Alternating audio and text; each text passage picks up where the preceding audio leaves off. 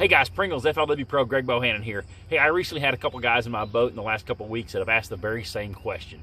So I thought I'd do a video today to explain a little bit what their question was about. I was asked about fishing line. Explain the difference between mono, fluoro, and braid. And each guy, they're fairly new to bass fishing and they really didn't understand the traits of each line and when to use each line.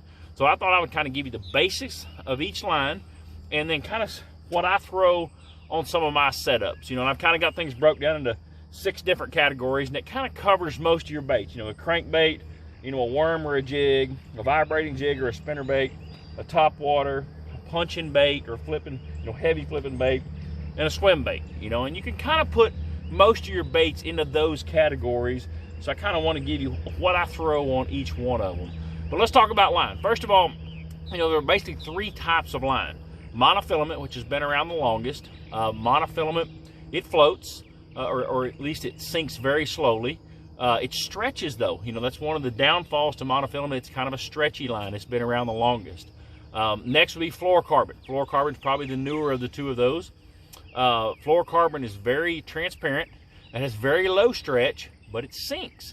And so it has a little bit different quality. And then braided line. Braided line is a woven line. It's extremely strong. But it has 0 stretch, and it's best around vegetation and things like that. So those are kind of the 3 basic types of line: mono, fluoro, and braid. And each one of them you use for a little bit different thing. Especially the braided line. It's most popular in your vegetation areas. Because it cuts that vegetation. A lot of the reason we throw braided line around vegetation. One is we want 0 stretch. We want to get those fish out of that vegetation, but we also, when we hook that fish, it's going to cut that vegetation and allow us to get that fish in the boat. I probably throw fluorocarbon on most of my things. Fluorocarbon sinks, very little stretch. It's a great cranking line. It's a great feel line. I always throw all my feel baits, what I call feel baits, worm, jig, something I'm trying to feel with, Carolina rig. I throw everything on fluorocarbon for that. Don't throw a whole lot of mono. I do throw a few top waters on mono because it floats, but with that stretch in there, I've kind of gotten away from that in the last few years and throw more braided line. Remember I said braid floats, and so it also makes a pretty good top water bait. So let's talk about what I do on each one of my baits. I've got a crankbait here. This is a Strike King 1.5 deep diver, but just about all of my crankbaits I'm going to throw on 12-pound fluorocarbon. 12 is a great line for cranking.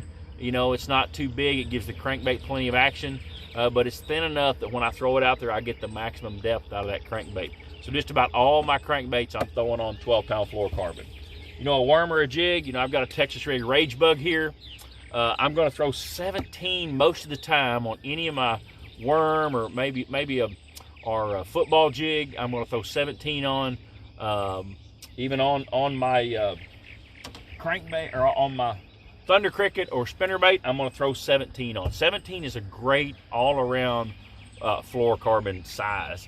It's not too big where it allows your bait to work. It's not too big where you can't cast it very well, but 17 is plenty strong enough to cover everything.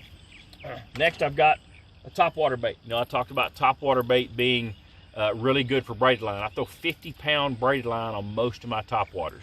Anytime I'm throwing a buzz bait, anytime I'm throwing, like this sexy dog here, I'm going to have 50-pound braid on. It throws really good.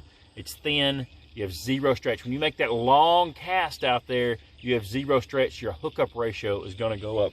So 50-pound braid on most of my topwaters. Here we have a punching rig. I've got a Rage Bug rigged up with 1.5 ounce or an ounce sinker on it. Anytime I'm punching in thick vegetation or maybe trash mats or what we call sawdust mats up here in the Ozarks, I'm usually throwing 65-pound braid. You want something that's extremely strong, 0 stretch. You want to get that fish's head coming up out of that vegetation. You want to cut through that vegetation, be able to get in the boat. So when I'm punching, I'm usually throwing 65-pound braid. Next, I've got a Rage swimmer. On my swim baits, I'm going to throw fluorocarbon on all my swim baits. This happens to be 15-pound tour grade Strike King fluorocarbon.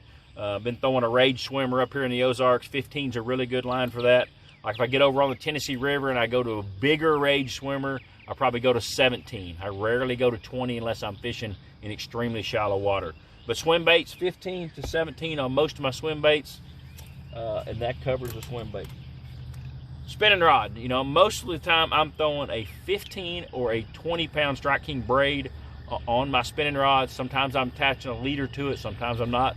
This particular Rage swimmer, I've got 15-pound braid on here. I was actually attaching a straight to that braid with this Rage swimmer this week at Table Rock. So just about 100% of the time I'm going to throw braid on a spinning rod. It throws really good, it has less twist, it has extremely good feel. But you got to remember, when you set the hook with that braid on that spinning rod, it's not like the old days. You don't want to set it too hard. So that's kind of my rundown of what I throw on each type of bait, and kind of gives you a little bit of basis of the difference between the three types of line.